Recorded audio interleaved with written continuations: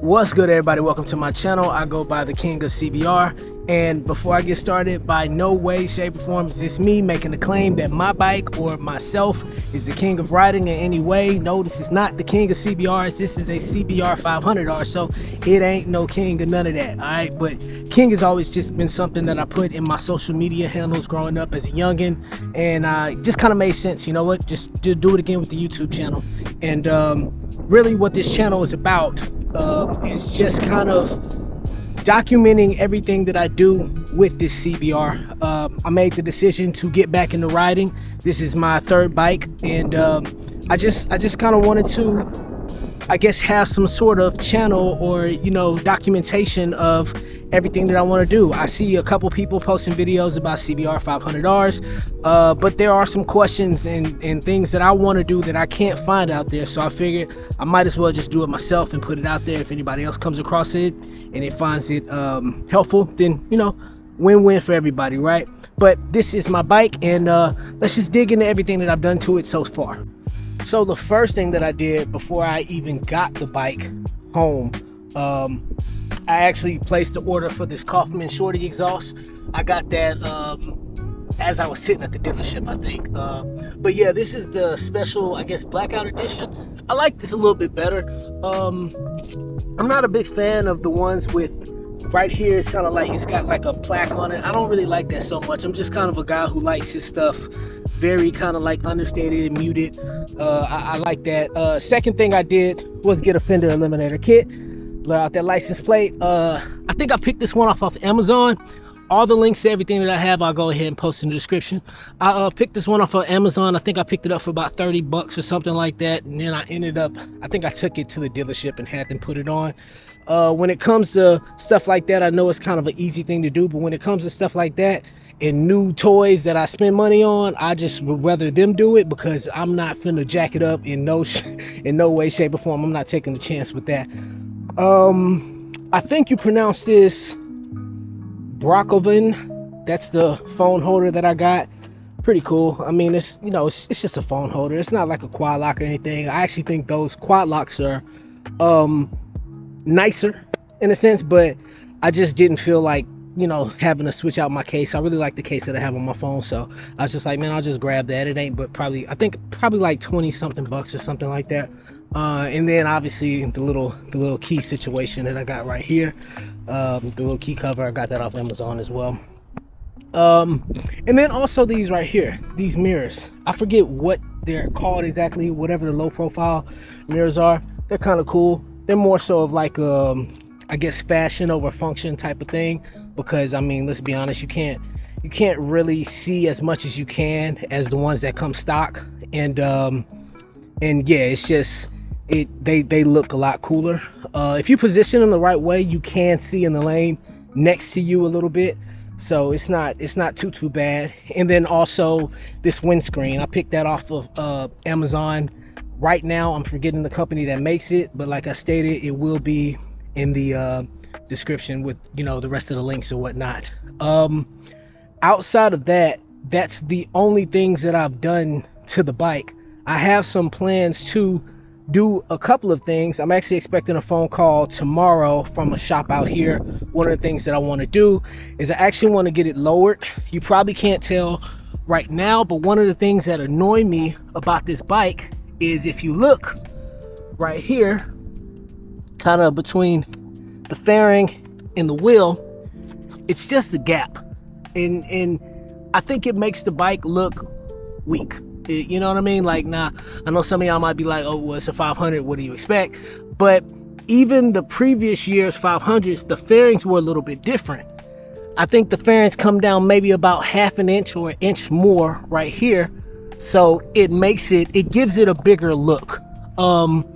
That's something that annoys me about the bike. So I'm just gonna get it fixed. I'm just gonna do everything that I want to do to this bike, and you know, just simply because I want to do it. Why not? And if I can afford to do it, I'm gonna do it. So I'll probably have that coming in. I've got some lowering links coming in. I'll ask the place, I'll create a video and everything. I'll ask the place exactly what links that they use, and also it should be getting a new kickstand as well. You lower the front, you got to lower the back, and then you also need a kickstand. That way you don't have to worry about it falling over when you park it somewhere. I do want to change the clip-ons. I will say that I want to change the clip-ons. I think the bike is extremely comfortable. I don't have a gripe necessarily with the clip-ons, but I want them a little bit lower, because one of the things that I don't like is that this is a smaller displacement bike, so you get the chance to ring it out. That's one of the things that you can do. But I find myself a lot of the times probably getting to about here, and then I'm kind of like, all right, now I'm about to like snap my wrist trying to pull it all the way back. So I find myself getting here and then using my thumb to kind of like roll it and then reposition my grip in order to get the throttle all the way back. And I do not like that. And if there's something that I can do or modify it in a way to fix that, then that is what I will be doing. I actually spoke to the guy at the shop that's going to be lowering it, and he was looking online and trying to figure out if this was something that could be done. And since the bike is new, there's not like a lot of options available. Honestly, I don't think there's any real options available. I did see one guy on YouTube just say that he lowered his stock clip-ons. I think that could probably be an option. However, I just want to make sure that I'm able to lock the bike all the way. I want to make sure I'm able to turn it and lock it. And you know, as you see, the fairing sticks out about right here, and I think that it will probably rub. So, and probably the only modification that they could do is probably just trimming this piece of the fairing. But you know, whatever. It's not necessarily a huge thing or whatever, but you know, I wanted to do it. So and I know that some people will say, yo, if you don't like the clip-ons or the upright position, or you know, I guess the beginning seater position that you would get on a CBR500R, why didn't you just buy something else? That is a good question. However, I do live in Houston. I live here in Houston. This is the city of Houston, Texas. Very beautiful, very beautiful. And I live in an apartment complex right now, and I am somebody that has terrible luck. All right, I have bad luck, and I mean that in the sense of it's just my luck that I walk outside and this bike ain't here no more, and somebody decides to go ahead and steal that bad boy. The point that I'm trying to make is this bike is very inexpensive to insure. I thought about getting the R7, but then after I put full coverage on it, it was like $3,000. Like, I'm not paying $3,000 a year to insure a bike. I think I put everything on this bike and it was probably like $700 for the entire year. And there's some stuff that I put on it that I honestly that I could remove, and if I did, it's only gonna drop the price. So you know, $700 for a whole year for this. Maybe by next year I'll be in a house, so you know, I can change some things. And you know, I don't know where my life is gonna be next year. You know, God willing, I'm still here, and you know, things are in a better place. You know, maybe I'll be in a place to where I can pick up that R7 or something else that I would like. But I really enjoy this bike. This is really all I need for the streets. I have a lot of fun with the torque down low. And you know, that's pretty much it. I don't have any gripes with this bike as it comes. I mean, very little gripe, you know, just the clip-ons. That's about it. And what the only other thing I wish is that, you know, it had a fatter tire on the bike. But you know, you gotta give some things up, especially when, you know, you don't want to pay that super sport price. But overall, the bike is really nice, and picked it up about a month ago. I was not a fan of the color. It's grown on me, but for the price that I got it, I got it for a steal. I originally went to go look at a used bike, ended up getting this one for probably $400 more than what the price of the used one was. So it was kind of one of the things where it's like, you can't pass it up. It makes sense just to buy the new one. But yeah, anyways guys, this is pretty much the beginning of my channel.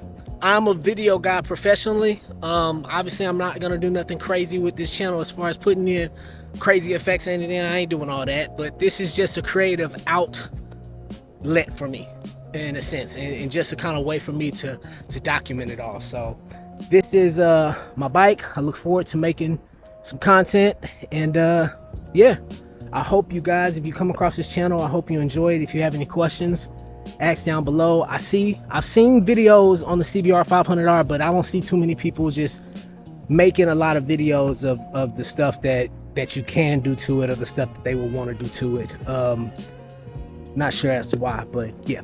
And then lastly, I forgot this CBR tank, what do you call that, tank protector. Yeah, I picked that up off Amazon as well. I think I noticed as soon as I got the bike, like as soon as I got it riding home from the dealership, from out in Conroe, I looked down and I was like, uh-oh, starting to get a little scratches on my tank. Let me go ahead and protect my investment. And yeah, and I got this bike out the door for probably about, I think, $7 grand. I know they usually run about $7,300 before tax, title, license, and all the little FU fees that the dealership puts on. But like I said, I went there to look at a used one that was around about $4 grand. I'm sorry, not $4 grand, 5,300 or 5,000. I can't remember. 5,300, 5,400, something like that. I get there, I look at it, ask the guy, hey, what are the fees that you guys are putting on it? He told me. Honestly, I don't think it was anything crazy. I think it was probably like $400 or something. I can't remember. But after tax, title, license, and all that stuff, it was gonna come out to like maybe $6,800 or something like that. And I just happened to look over and see the brand new ones sitting not far from it. So I went and I checked it out, and on the price, they said, hey, we got a special, $5,300. So I mean, I couldn't, it would have been irresponsible to make any other choice but get the new one, get a warranty and all that stuff like that. But anyways, guys, this is my channel. I hope you enjoyed this quick video. I hope you enjoyed the journey that I'll be taking you on, as long doing things with this bike. Outside of that, I appreciate you for watching. Peace.